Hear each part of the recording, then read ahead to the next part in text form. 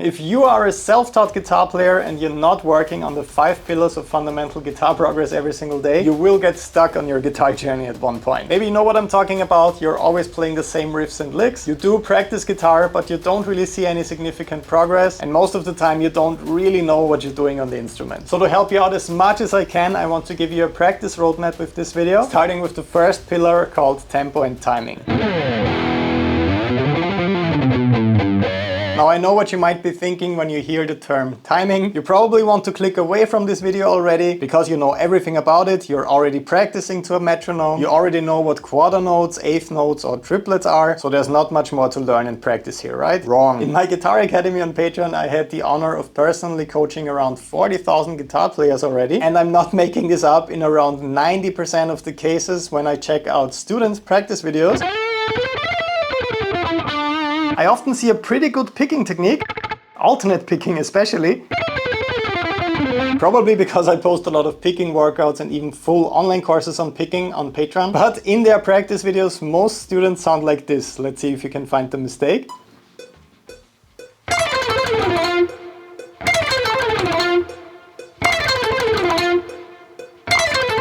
So although the picking technique wasn't that bad with this demonstration, there was one critical flaw. I was starting each phrase way too early. So when self-taught players work on their picking technique and especially on building speed, they often get quite stressed out and their brain is telling them, oh, the next phrase is really fast. And they're making things much harder than they are. So if you're into picking technique and building speed, my biggest recommendation is recording your practice sessions. If you use recording software like Cubase, you can clearly see if your picking strokes are aligning with the click or with the quarter notes, eighth notes, 16th notes, whatever note value that you're playing. And by analyzing your playing like this, you will see if you're constantly rushing or dragging. Most students that I coached so far are always rushing. And when you're working on your picking technique, I really want you to make sure to start exactly on the beat. Trust me, it's quite simple, but it will change your life and it will make you sound so much better and more professional. The second pillar of fundamental guitar progress is called expression. This is another huge thing I observed from coaching around 40,000 people on Patreon. Most of them are as obsessed with guitar technique as I am. So we all love working on sweep picking, fast alternate picking and the craziest techniques ever. But one thing I've seen with a lot of students is as soon as they try to express themselves with their guitar playing, their vibrato looks and sounds like this. Or their string bending technique might look something like this. So although they're making good progress with more advanced techniques, the basics like vibrato and string bending that are so important for expression are completely underdeveloped, and it honestly makes them sound like beginners, although they can sweep and shred a little bit already. So even if I played fast before I did that, it did not make it sound any better, right? So to help you out with that as much as I possibly can, I'm excited to announce that I put together a whole new extensive guitar course that's all about the incredibly important fundamentals of guitar soloing, because it truly doesn't matter how fast you can shred. If you don't have these fundamentals down perfectly, you will sadly always sound like a beginner. Here's a really cool exercise from this course for you for free. This one alone shows you how many really cool variations and interesting options you have when it comes to string bending.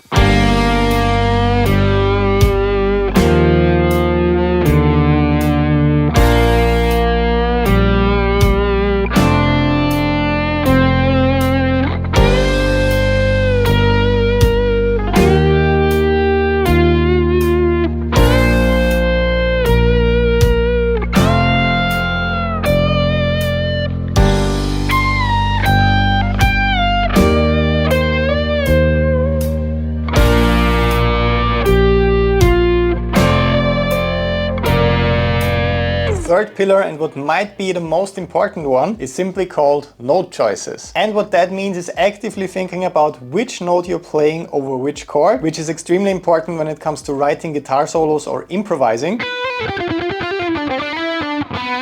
Because most guitar players just see a scale box whenever they are playing a guitar solo. So they just see a diagram as they are playing and they make sure to only play the notes that are in this diagram. But then something pretty bad happens. They want to experiment with a new scale, so they might try the E Phrygian scale. They land on this note right here. Perfectly normal note that's in the scale, but the guitar in the riff is playing the root note, so it sounds like this. Or they are playing the A harmonic minor scale and they land on this note. And the riff in the background chords, playing the root note. So in a lot of scenarios you will sound like an absolute beginner if you don't know which notes you're actually playing over which chord. This is also what I'm discussing extensively in my new guitar course. So absolutely make sure that you always land on the right note. And I'm going to give you one of the best principles I talk about in this course for free once again. And it's not really about thinking about the exact note you're going to play. It's more about thinking which note you're not going to play. My favorite easy trick is simply avoiding the root note and often also avoiding the perfect fifth, because those are the most boring sounding notes you could play over a chord. So when you're improvising over an A minor chord and you're playing the note A over that, that's not going to sound very interesting. Also playing the perfect fifth, E over that. But if you start your solo with the minor seventh, that's gonna be quite interesting, or with the major second, my personal favorite. That will make you sound much more professional right away without studying hours and hours of music theory. It's really quite simple. So if you want to learn all about that and take your guitar solos to a professional level without putting in all the hard work, I got some pretty good news for you, because you're watching this video either on my YouTube channel or on my Patreon account. So you're actively supporting me, which I'm very grateful for. That's why I want to give you 50% off my brand new guitar course. This offer is only going to be available this month, so July 2024. So if you enjoyed this video or any other of my free videos and you're serious about your guitar progress, getting this course at 50% off is pretty much a no-brainer, because it's quite embarrassing if you still don't have the fundamentals of guitar playing down and you're already working on cool things like alternate picking and sweep picking. That stuff is super fun and very important, but you will sadly always sound like a beginner if you don't have these topics down. So make sure to get your exclusive 50% discount by clicking the link in the description of this video or in the comment pinned down below, and get my brand new course before the offer expires. Have a lot of fun with it. Now the next pillar I'd like to talk about is something called ornamentation. Why is it that some virtuosic licks sound like exercises while others sound full of life and totally interesting? Well, in most cases it's ornamentation. What that means is actively thinking about every single note and also about getting from one note to the next note and being able to visualize the hundreds or even thousands of possibilities when it comes to that. So let's say I want to get from A to C. I could obviously just slide up there. I could also do something a bit more advanced that I did in the practical demonstration. I could chromatically ornament those two notes. So although those are completely wrong notes, I could play the two notes that surround my target notes. So something like, I hope your ears agree with me, but they're kind of forgiving you for playing those completely wrong notes because you're circling the right notes with them. Of course I can bend from A to C. I could just move it to this position on the B string on the 10th fret. But with bending alone, I have so many different options. As you might remember from the second exercise, I could also do a pre-bend. Or I could perform one of my favorite tricks, which is faking a huge bend. So I could slide from A right here on the 5th fret on the high E string, all the way into a bend into C right here in the next octave. So if I really connect the slide with the bend, it can sound like one huge bend. That's kind of impossible to do. So those are just a quick few options when it comes to fun ornamentation tricks. As you might have guessed, you can find much more in my new course. And the fifth pillar that holds all of this together is a practice routine. And I know what you're thinking. You already kind of have a practice routine, or you at least have some exercises that you're working on here and there. But I want you to ask yourself right now if you have a mechanical or a practical practice routine. As I often say, working on technique is very important, but what will instantly double your results is combining technique and theory in your practice routine, or in other words, making your practice routine more practical. What I mean by that is, if you're working on a scale, for example,